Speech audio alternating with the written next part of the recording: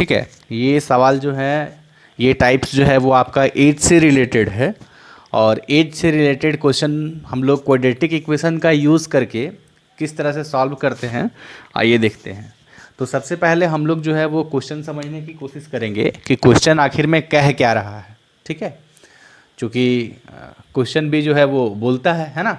तो आइए, क्वेश्चन बोल रहा है कि the age of a man is twice the square of the age of his son, है ना। यानी कि एक आदमी का जो उम्र है उसके बेटे के उम्र से 2 गुना है और उसके स्क्वायर है। मतलब क्या है कि यदि अगर आप बेटे के एज को अगर x मान लो, है ना, यानी कि अगर उसका बेटा का उम्र अगर x होगा, चूंकि ना हमको बाप का उम्र पता है और ना बेटा का उम्र पता है, तो अगर उसके बाप का बेटे का उम्र अगर x होगा तो उसके बाप का उम्र जो है वो क्या होगा, 2x स्क्वायर। क्यों? क्योंकि वो 2 गुना है और उसके स्क्वायर है, किसके? अपने बेटे से।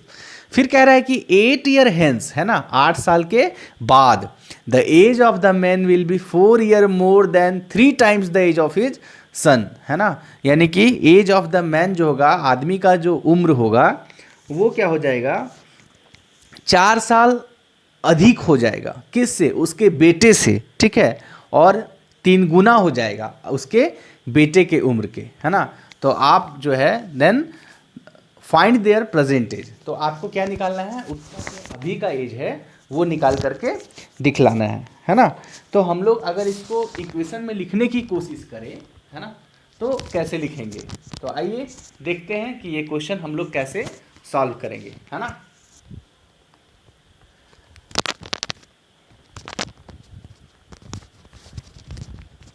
तो मानेंगे हम लोग कि लेट द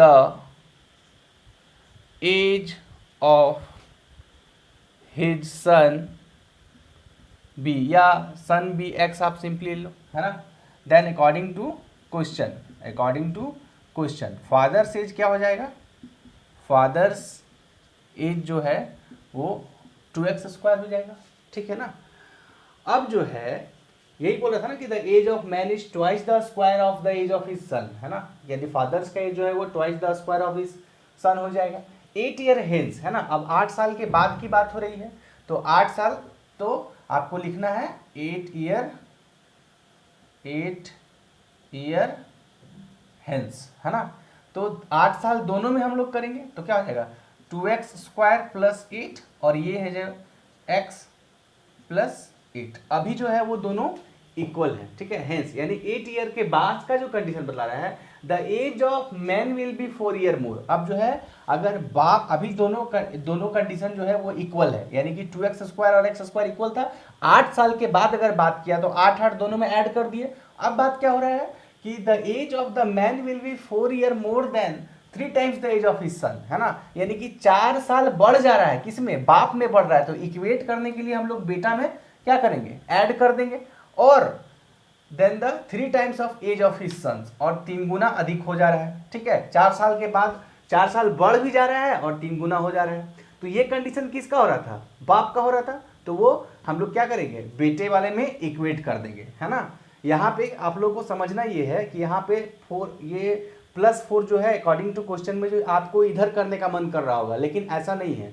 जब हम लोग कोई भी क्वेश्चन बनाते हैं तो जैसे कि होता है ना कि आप लोग अगर वेटिंग मशीन में अगर किसी चीज़ को वेट करते हो, तो वेट करने में जिधर कम हो रहा होता है उधर हम लोग क्या करते हैं, कुछ डालते हैं, जैसे आलू आप वजन कर रहे हो, है ना, तो जिधर कम होता है उधर हम लोग क्या करते हैं, डालते हैं, ताकि इक्वल ही हो जाए। इसलिए यहाँ पे इक्वल का साइन मैंने लगा दिया है। अब क्या बोला था कि फादर्स में 8 साल के बाद जो है ये सारा जो 3 गुना और 4 प्लस वाला जो है 3 टाइम्स एंड जो 4 का ऐड मैं किया हूँ, ये फादर्स में हो रहा था। तो इक्वेट करने के लिए मुझे क्या करना पड़ा, उसको सन में करना पड़ा। कभी भी जब आप इक्वेशन बनाओगे तो अगर फादर्स का एज बढ़ रहा होगा 4 ईयर्स, तो आपको करना क्या है, सन वाले में ऐड कर देना है। ठीक है, तब वो आपका इक्वल होगा। अब अगर आप इसको सॉल्व करने की कोशिश करो तो कैसे सॉल्व करोगे, ये 2x का 2x स्क्वायर हो जाएगा, 8 का 8 रहने दो, +4 इधर -4 में आ जाएगा, 3 × x हो जाएगा 3x, + 3 8 जा 24, है ना।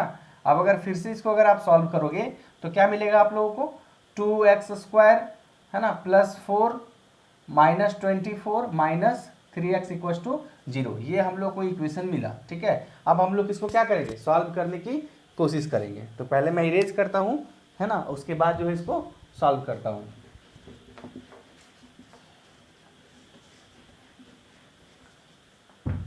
तो अपने पास इक्वेशन क्या है, अपने पास है 2x² प्लस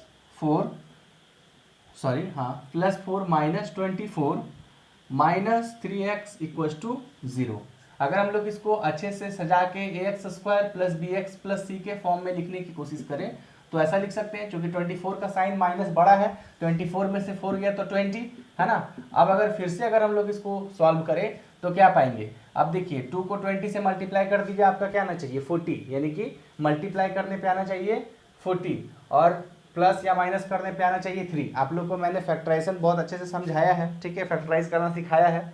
ठीक है, तो यहाँ पे हम लोग को लाना है प्लस माइनस करने पे 3 और मल्टीप्लाई करने पे आना चाहिए 40। तो क्या क्या कर सकते हैं हम लोग, है ना, 4 5 जा 20 होता है, लेकिन 4 5 वाला तो केस होगा नहीं, सॉरी 40 आना है ना, 8 5 जा 40, हाँ ठीक है, 8 और 5 हम लोग ले सकते हैं, 8 में से 5 गया तो 3 हो जाएगा। तो 2x² minus 8x plus 5x और माइनस 20 इक्वल्स टू 0। इन दोनों में क्या कॉमन है, तो 2 और x कॉमन है, तो यहाँ क्या बचेगा x माइनस में 8। ठीक है, यहाँ में से आप क्या करो प्लस 5 को कॉमन ले लो, तो यहाँ बच जाएगा x माइनस 8 इक्वल्स टू 0। ठीक है, अब अगेन अगर आप इसको सॉल्व करोगे तो क्या मिलेगा,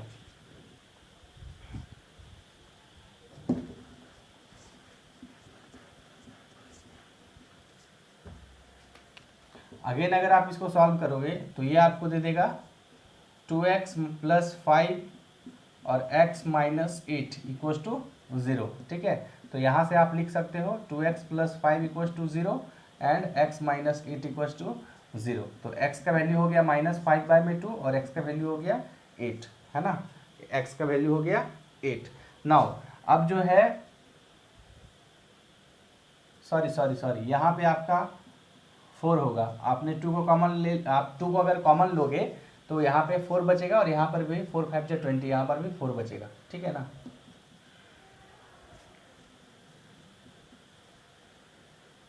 तो x की वैल्यू आ गई आपकी 4, है ना।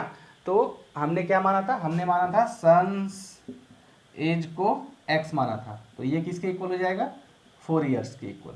ठीक है, और फादर्स एज क्या हो जाएगा, फादर्स एज आपका हो जाएगा 2x² यानी 2 इंटू 4 का स्क्वायर, यानी कि 4 का स्क्वायर 16 2 जा 32 ईयर।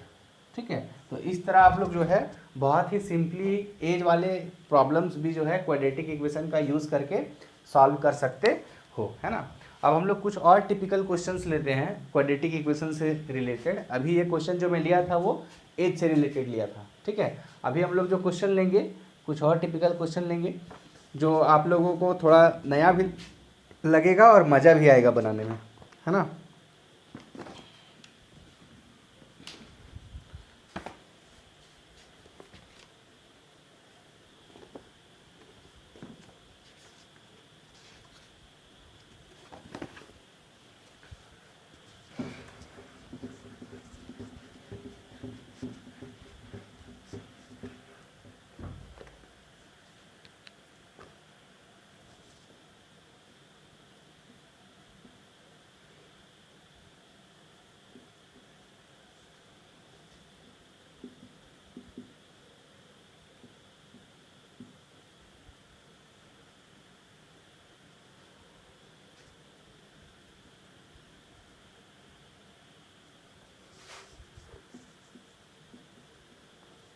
हालांकि मैंने निम्बर्स वाला क्वेश्चन आप लोगों को ऑलरेडी करवा रखा है, ठीक है, लेकिन ये बिल्कुल नया है, नया टाइप का क्वेश्चन है, इसलिए मैं करवा दे रहा हूँ। ये एक्चुअली जो है वो आप लोगों का एक चैप्टर है अर्थमेटिक प्रोग्रेशन, है ना, उससे रिलेटेड क्वेश्चन है ना, लेकिन ये आपका यहाँ पे क्वाड्रेटिक का यूज़ हुआ है, इसलिए ये क्वेश्चन मैं आप लोगों को करवा दे रहा हूँ, है ना। और कोशिश करेंगे आप लोग कि इस टाइप का क्वेश्चन और भी अगर कहीं मिले तो आप लोग बनाएंगे खुद से, और बनाने के बाद अगर नहीं बनता है तो मुझसे कंसल्ट करेंगे, मैं आपको सॉल्व करवा दूंगा, है ना।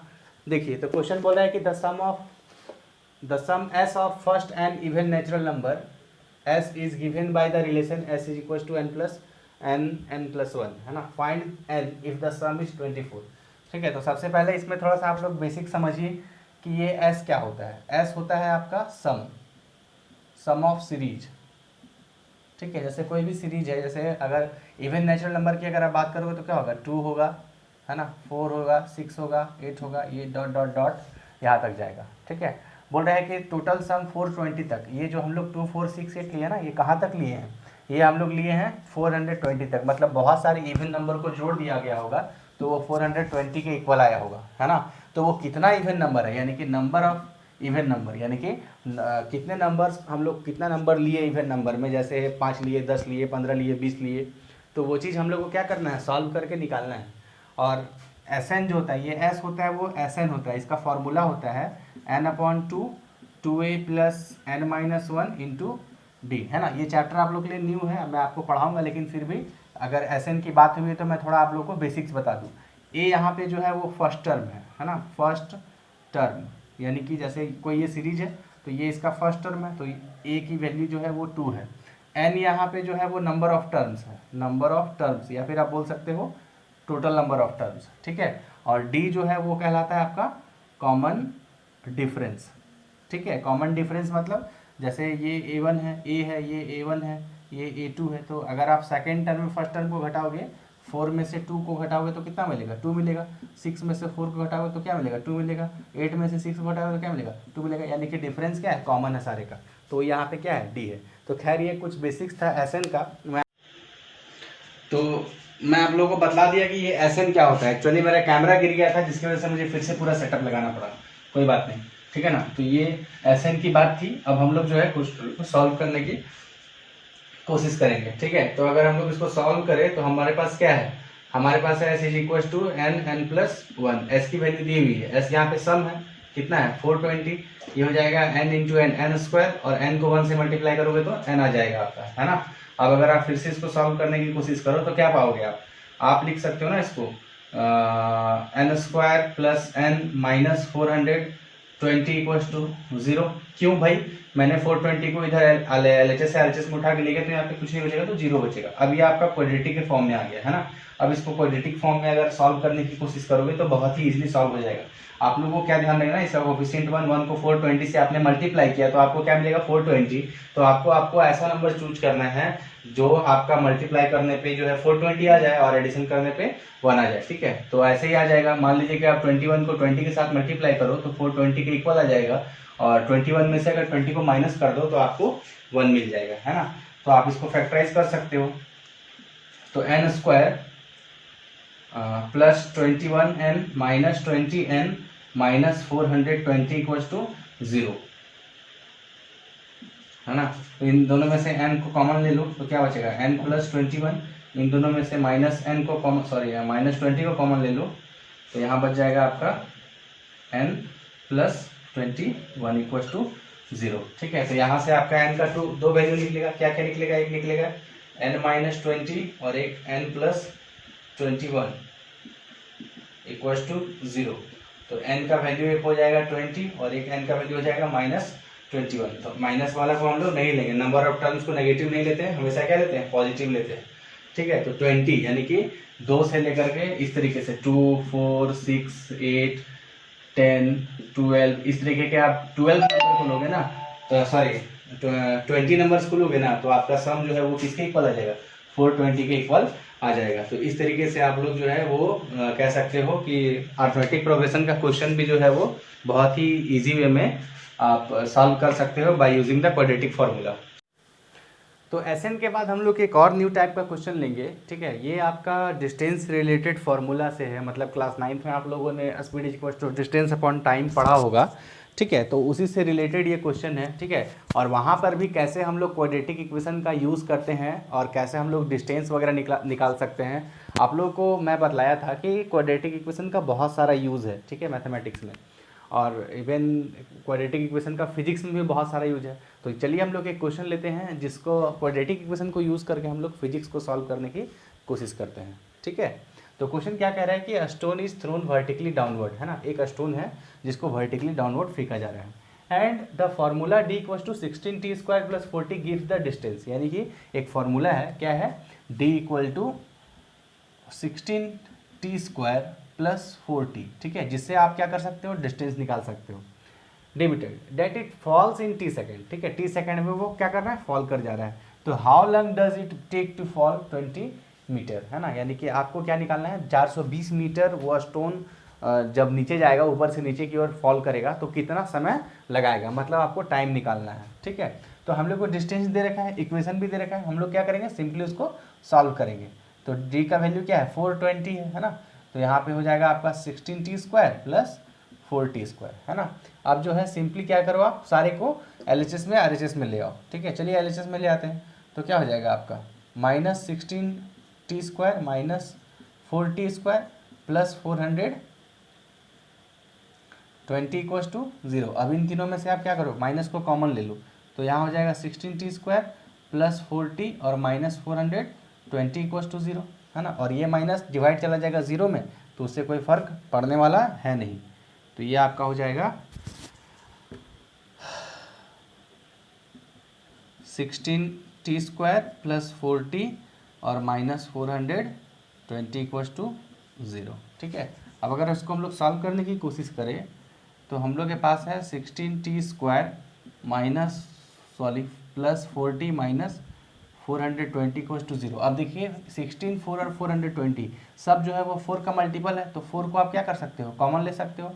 तो यहाँ बचेगा आपका 40², है ना, प्लस t और माइनस 105, है ना, यही ना होगा, 4 1 जा 4, 4 5 जा 20, ठीक है, ठीक है। अब जो है ये आपका 0 के इक्वल आ जाएगा। तो हमारे पास अब इक्वेशन क्या बचा, 40² प्लस t माइनस 105, ठीक है, इक्वल्स टू 0। अब क्या करना है आपको पता ही है, 4 को 105 से मल्टीप्लाई करो तो फिर आपका 420 देगा। अब आपको ऐसा नंबर लेना है जो मल्टीप्लाई करने पे 105 आए और प्लस माइनस करने पे 1 आ जाए। तो 21 और 20 अभी इसके पहले इसके पिछले वाले क्वेश्चन में भी हम लोगों ने किया था, ठीक है। मैं बार बार बोल रहा हूँ कि आप लोग जब तक प्रैक्टिस नहीं करोगे ना टन के, तब तक मैथ्स बनाने में समझने में क्लियर नहीं होगा, ठीक है। इन दोनों में क्या कॉमन है, अच्छा हम लोग इसको थोड़ा उलट के लिख सकते हैं तो कॉमन लेने में आसानी होगा। 4t² minus 20t plus 21t और माइनस 105, ठीक है। अगर हम लोग इसको थोड़ा ऐसा सजा दिया, ठीक है ना, तो इन दोनों में क्या है, 40 कॉमन है, तो क्या बचेगा आपका, सिर्फ बचेगा t माइनस 5, ठीक है। और इन दोनों में आप क्या करो, 21 को कॉमन ले लो प्लस 21 को कॉमन ले लो, तो यहाँ बच जाएगा आपका t माइनस 5 इक्वल्स टू 0, ठीक है। तो एक आपका आ जाएगा 40 प्लस 21 और एक आ जाएगा t माइनस 5 इक्वल्स टू 0, ठीक है। अगर आप इसको सॉल्व करो तो यहाँ से क्या मिलेगा, एक मिलेगा आपको 40 plus 21 equals to 0 that is t is equals to minus 21/4 और टाइम कभी भी नेगेटिव नहीं होगा, ठीक है। और दूसरा आपको मिलेगा t का वैल्यू +5, तो ये आपका आंसर हो सकता है, ठीक है। अब ऑब्वियस ही बात है, अगर आपका डिस्टेंस मीटर में दिया हुआ है तो टाइम आप क्या चीज़ में लोगे, सेकंड में लोगे। क्यों लोगे भाई, ऐसा यूनिट के अकॉर्डिंग, है ना। आप लोगों ने क्लास 9th में पढ़ा होगा सिस्टम ऑफ इंटरनेशनल यूनिट के बारे में, FPS, MKS और CGS सिस्टम के बारे में, है ना। नहीं पढ़े होंगे तो एक बार जब भी लाइव क्लास में अगर आप लोग अटेंड करो तो एक बार मुझे याद दिलाओ, मैं आप लोगों को FPS, MKS और CGS सिस्टम क्या करूँगा, डिस्कस कर दूँगा, है ना। तो ये आपका था फिजिक्स से रिलेटेड क्वेश्चन, जो कि हम लोगों ने क्वाड्रेटिक इक्वेशन को यूज़ करके इसको सॉल्व किया है। और इस तरीके के क्वेश्चन मैं आप लोगों को DPP में दे दूंगा, आप लोग भी सॉल्व करना और देखना अगर होता है तो, ठीक है, और बनाना फिर मुझे बतलाना। तो आज के लिए बस इतना ही। सब लोगों को शुभ रात्रि और सुबह खैर। चूँकि हमारे लिए रात हो रहा है, मैं रात को रिकॉर्ड कर रहा हूँ, है ना। आपको के लिए हो रहा है, हो सकता है आप लोग सुबह में देख रहे होंगे। Thank you to all.